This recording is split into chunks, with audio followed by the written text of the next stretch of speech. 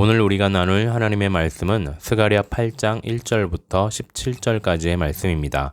구약 1318쪽입니다. 이 말씀을 드라마 바이블로 낭독하겠습니다. 제8장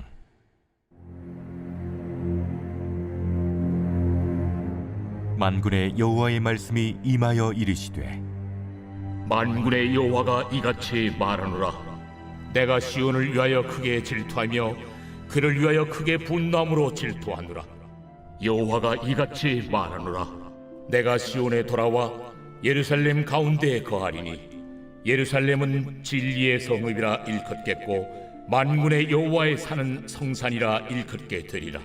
만군의 여호와가 이같이 말하노라. 예루살렘 길거리에 늙은 남자들과 늙은 여자들이 다시 앉을 것이라. 다 나이가 많으므로 저마다 손에 지팡이를 잡을 것이요 그 성읍거리에 소년과 소녀들이 가득하여 거기에서 뛰놀리라. 만군의 여호와가 이같이 말하노라. 이 일이 그날에 남은 백성의 눈에는 기이하려니와 내 눈에야 어찌 기이하겠느냐. 만군의 여호와의 말입니다. 만군의 여호와가 이같이 말하노라. 보라, 내가 내 백성을 해가 뜨는 땅과 해가 지는 땅에서부터 구원하여 내고 인도하여다가 예루살렘 가운데에 거주하게 하리니 그들은 내 백성이 되고 나는 진리와 공의로 그들의 하나님이 되리라. 만군의 여호와가 이같이 말하노라. 만군의 여호와의 집 곧 성전을 건축하려고 그 지대를 쌓던 날에 있었던 선지자들의 입의 말을 이날에 듣는 너희는 손을 견고히 할지어다.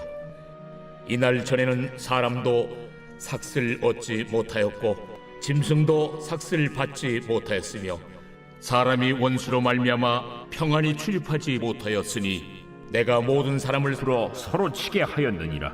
만군의 여호와의 말씀이니라. 이제는 내가 이 남은 백성을 대하기를 옛날과 같이 아니할 것인즉 곧 평강의 씨앗을 얻을 것이라. 포도나무가 열매를 맺으며 땅이 산물을 내며 하늘은 이슬을 내리니 내가 이 남은 백성으로 이 모든 것을 누리게 하리라. 유다 족속아, 이스라엘 족속아, 너희가 이방인 가운데에서 저주가 되었었으나 이제는 내가 너희를 구원하여 너희가 복이 되게 하리니 두려워하지 말지니라. 손을 견고히 할지니라. 만군의 여호와가 이같이 말하노라.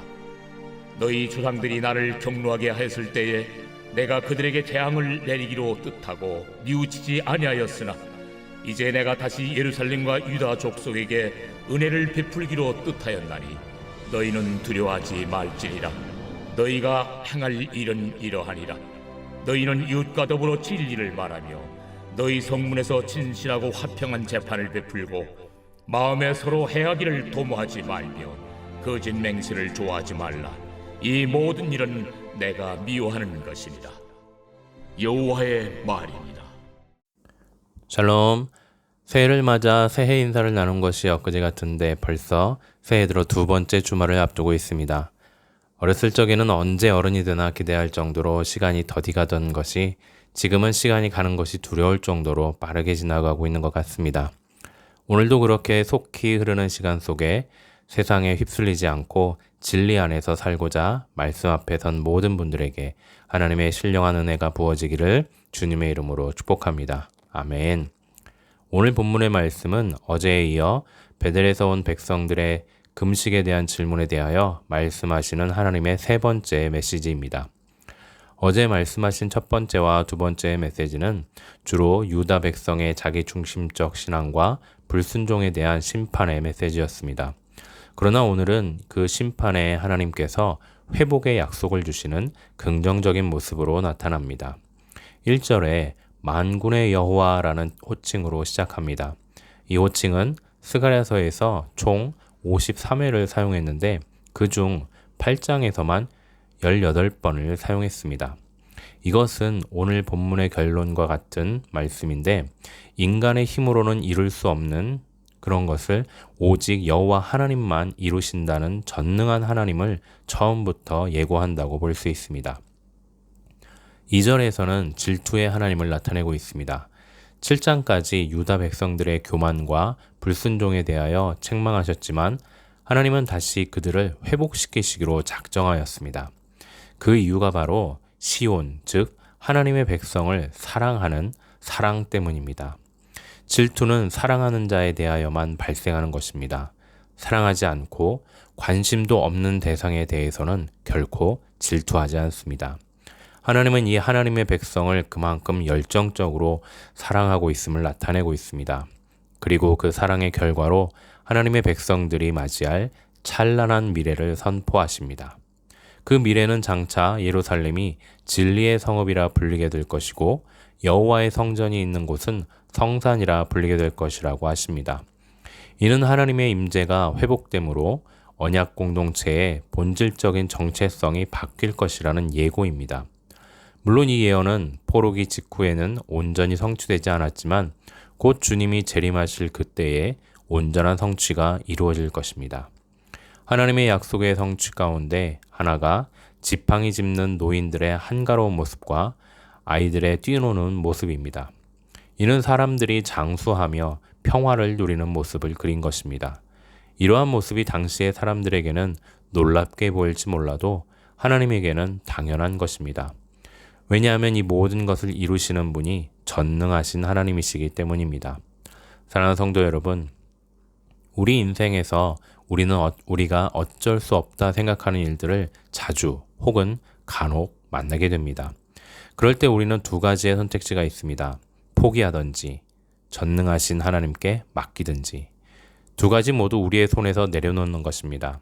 그러나 어디에 내려놓는가는 우리의 믿음에 있습니다.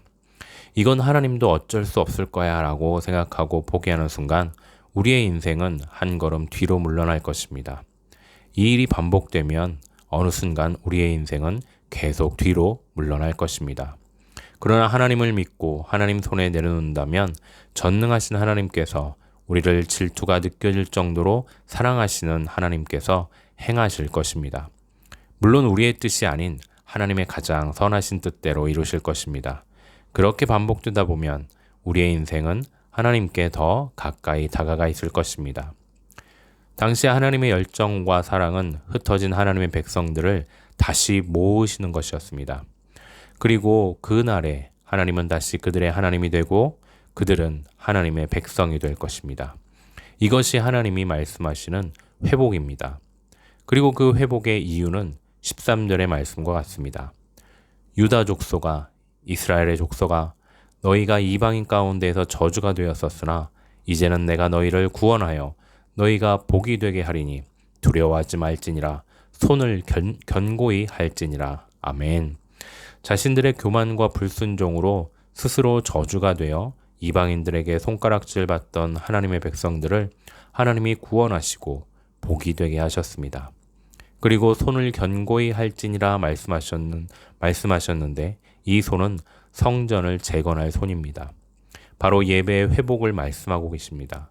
사랑하는 성도 여러분, 하나님의 복이 임하는 때는 예배가 회복될 때입니다. 그런데 아이러니하게도 우리 인생은 하나님의 복을 받아 누리게 될 때 가장 먼저 빼먹는 것이 예배의 자리입니다. 일이 없어 한가할 때는 예배에 자주 나와 복을 빌지만 정작 복을 받아 일이 많아지고 바빠지면 예배의 자리를 등한시합니다. 잊지 마시기 바랍니다. 그러나 예배의 자리를 지키는 것이 결코 쉬운 일은 아닙니다.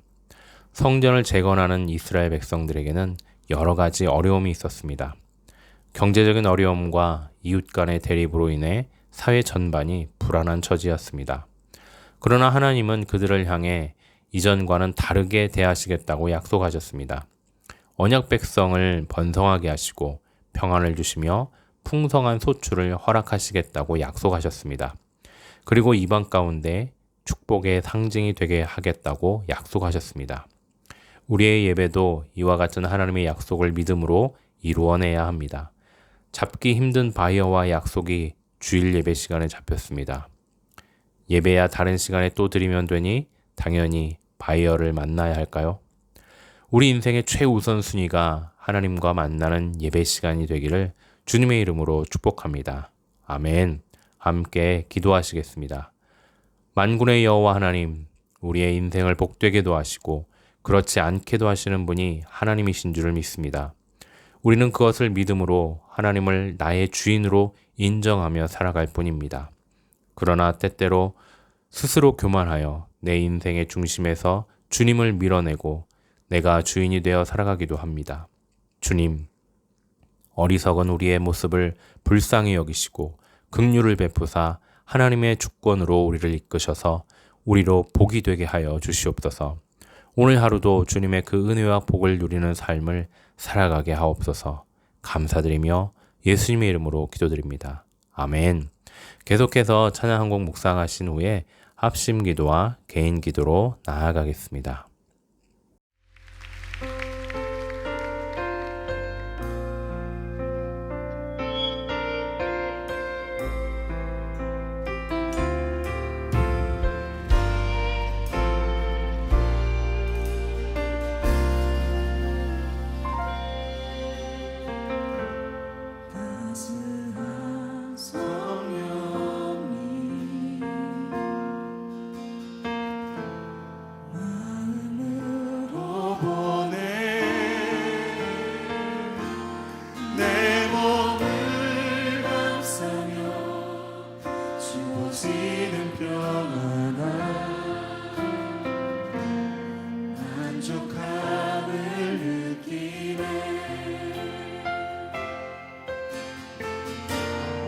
사랑과 진리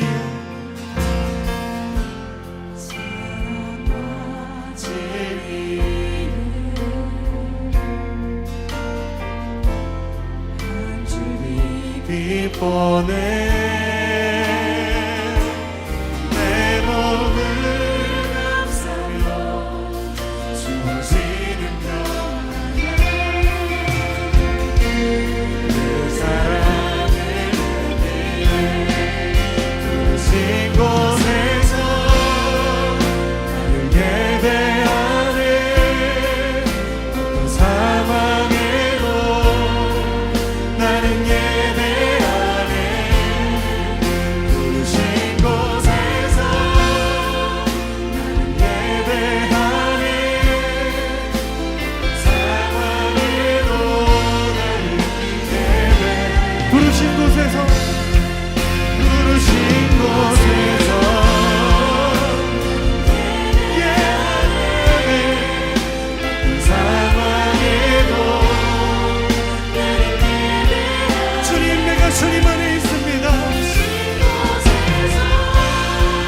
주님의 사랑 안에 있습니다. 주님 진리로 나의 삶을 인도하여 주시옵소서. 내가 걸어갈 때 내가 걸어갈 때 비밀이 되고